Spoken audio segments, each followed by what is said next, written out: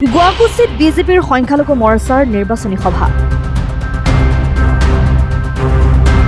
ভাৰতীয় জনতা পাৰ্টীৰ ঘগ্ৰাপাৰ মণ্ডল সমিতি সংখ্যালঘু মৰ্চাৰ উদ্যোগত বৃহস্পতিবাৰে বিয়লি গুৱাহাটীত এখন নিৰ্বাচনী সভা অনুষ্ঠিত কৰা হয়। বৰপেটা লোকসভা সমষ্টিৰ অগপ প্ৰাৰ্থী ফণীভূষণ চৌধুৰীৰ সমৰ্থনত এই সভা অনুষ্ঠিত হয়। শিলপথাগুৰি খেলপথাৰত অনুষ্ঠিত হোৱা আৰু উত্তৰ নলবাৰী মণ্ডলৰ প্ৰভাৰী শামছুল আলীয়ে আঁঠৰা উক্ত সভাখনত উপস্থিত থাকে ভাৰতীয় জনতা পাৰ্টী সংখ্যালঘু মৰ্চাৰ ৰাজ্যিক সমিতিৰ সম্পাদক খলিলুৰ ৰহমান, ৰাজ্যিক কাৰ্যনিৰ্বাহক সদস্য ইন্তেজাৰ ৰহমান, সংখ্যালঘু মৰ্চাৰ ভাৰতীয় জনতা পাৰ্টীৰ নলবাৰী জিলা সমিতিৰ সভাপতি ছবিৰ আহমেদ, সংখ্যালঘু মৰ্চাৰ ভাৰতীয় জনতা পাৰ্টীৰ ঘগ্ৰাপাৰ মণ্ডলৰ সভাপতি আনোৱাৰ হুছেইন, গুৱাহাটী বুথৰ 2 সভাপতি মুকুটৰ ৰহমান আৰু জিতু দাসকে ধৰি ভালেমান বিজেপিৰ কাৰ্যকৰ্তা থাকিলে আমি চৰকাৰী ঘৰখিনি পাম, আৱাসগৃহখিনি পাম, যিমান আঁচনি চৰকাৰে দিছে আমি পাম। কাৰ লগত থাকিলে 8 তাৰিখে ইয়াত জয়ন্ত মল্ল বৰুৱা থাকিব, ইয়াত অখিল গগৈও নাহে, গৌৰৱ গগৈও নাহে, লুৰুণজ্যোতিও নাহে, কিন্তু পৰিৱেশ এটা বেয়া কৰি থৈ গুচি যাব। কাইলৈৰ পৰা যেতিয়া ইয়াত জয়ন্ত মল্ল বৰুৱা দেখিব যে বেলট বক্স খুলিলে মুছলমান জাগাত ভোট পৰিছে কংগ্ৰেছৰ, তোৰ মনত কষ্ট পাব।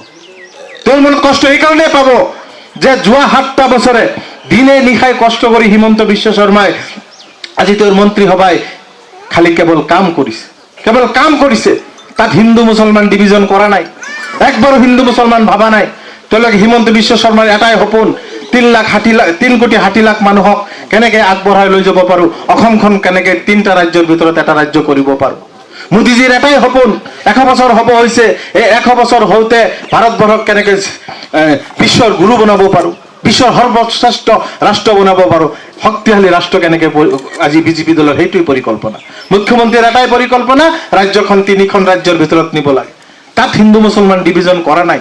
কৰা হলে আপোনালোকে এই 7 বছৰত আপোনালোকে দেখিলে হয়, 7 বছৰত আপোনালোকে দেখিলে হয়। আজি আমাৰ এজন প্ৰতিনিধি আছে নেকি অসমত? দিছপুৰত এজন মুছলমান প্ৰতিনিধি নাই। 8জন টিকেট দিছিল, 8টা প্ৰাৰ্থীক বিজেপিয়ে টিকেট দিছিল মুছলমানক, এটা প্ৰাৰ্থীও জিকা নাছিলে। আজি এজন প্ৰতিনিধি নাথাকাৰ পিছতো মই খলিলুৰ ৰহমানে, ছবিৰ আহমেদে নিজে জানে, তেওঁৰ জিলাত কৰোঁতে মই প্ৰায় 6000 মুছলমান পৰিয়ালত গৈ 6000 মানুহক সম্বৰ্ধনা জনাইছো। কিহৰ সম্বৰ্ধনা? চৰকাৰী চাকৰি পাইছে, কোনোবাই মাষ্টৰ হৈছে, কোনোবাই পুলিচ হৈছে, কোনোবাই হেল্থত চাকৰি পাইছে। মই আপোনালোকক কথা এটা সুধো, কওকচোন, যদি এইবাৰ হিমন্ত বিশ্ব শৰ্মাই যদি ভাবিলে হয়, আমাৰ মুখ্যমন্ত্ৰী ডাঙৰীয়াই যদি ভাবিলে হয় এটা চাকৰি মুছলমানক নিদিও, কোনোবাই কিবা কৰিব পাৰিলে হয়? কোনোবাই কিবা কৰিব পাৰিলে হয়? আৰু যদি আগৰে চিষ্টেম থাকিলে হয়, কংগ্ৰেছৰ যিটো চলি আছিলে, কংগ্ৰেছৰ কি চিষ্টেম চলি আছিলে, টকা 5 লাখ দিয়া, 10 লাখ দিয়া, ঘুষ দিয়া, নহলে চাকৰি ভাবিবই নোৱাৰে। টেবিলৰ তলেদি গৈ ঘুষ দিলেহে চাকৰি হৈছিল চৰকাৰৰ, মানে চাকৰি অফিচাৰক, নহলে মধ্যবৰ্তী দালালক ধৰিব লাগিছিল, যিসকল নেতাৰ লগত ঘূৰে, পালি নেতা, তেওঁলোকক ধৰিহে চাকৰি হৈছিলে। আজি সেই ব্যৱস্থাটো নাই।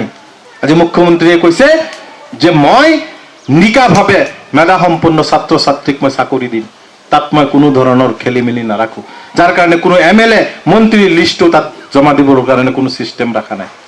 যাৰ যোগ্যতা আছে সি চাকৰি পাব। ইয়াত কোনো ধৰণৰ খেলি মেলি নোহোৱাকে একদম সূক্ষ্মভাৱে দৃষ্টি ৰাখিছে মুখ্যমন্ত্ৰীয়ে, নিকাভাৱে পৰীক্ষা হ'ব আৰু চাকৰি পাব।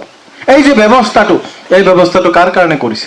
এই ব্যৱস্থাটো কৰিছে যে অসমৰ 3 কোটি 60 লাখ মানুহ আগুৱাই লৈ যোৱাৰ ব্যৱস্থা। ইয়াত যদি মুছলমান ল'ৰা ছোৱালী যে ভালকে পঢ়িছে, তেওঁলোকৰ যদি যোগ্যতা আছে, মেধা সম্পূৰ্ণ হয়, তেওঁলোকে পাইছে। আৰু তাৰ প্ৰমাণ আপোনালোকে জানে, চবতকে ডাঙৰ চাকৰিটো কি? DC, SP, হাকিম। মই অলপ লাইনত কৈছো, সেই চাকৰি ACS পৰীক্ষা, APSC পৰীক্ষাত প্ৰথম গৰাকী কোন হৈছে? ধুবুৰীৰ এজনী মুছলমান ছোৱালী। News desk report, Assam time.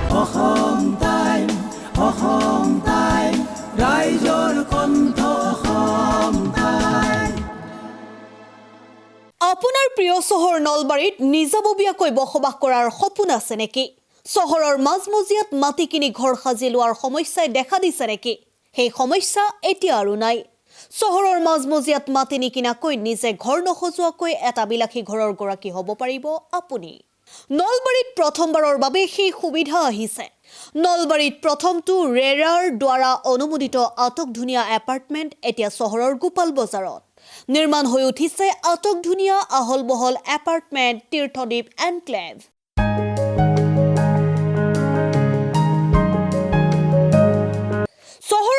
বজাৰৰ DIC পথত নিৰ্মাণ হৈ উঠিছে তীৰ্থদ্বীপ এনক্লেভ এপাৰ্টমেণ্ট। 2টা আৰু 3টা আটকধুনীয়া শুৱনি কোঠাযুক্ত সপোনৰ ঘৰ, যথোপযুক্ত গাড়ী পাৰ্কিঙৰ সুবিধা, নিৰিবিলি পৰিৱেশ, যাতায়াত আৰু যোগাযোগৰ উপযুক্ত সুবিধা। আপোনাৰ সপোনৰ ঘৰখনৰ বাবে ন্যূনতম হাৰত বুকিং চলি আছে। পলম নকৰি এতিয়াই যোগাযোগ কৰক 9706010636 আৰু 9954253864 নম্বৰত।